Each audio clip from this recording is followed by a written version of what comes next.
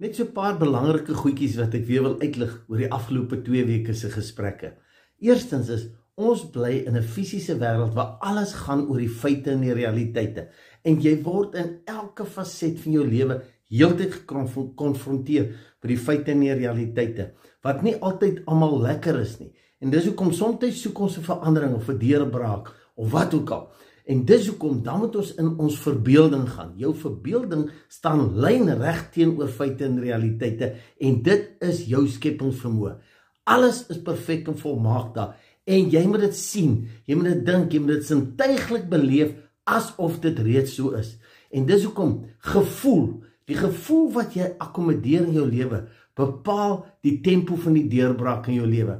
As jy op die feite en die realiteite fokus en in daai negatiewe gevoel is, gee jy krag aan. Of as jy in jou verbeelding is in die deurbraak, asof dit reeds so is, gee jy krag daaraan.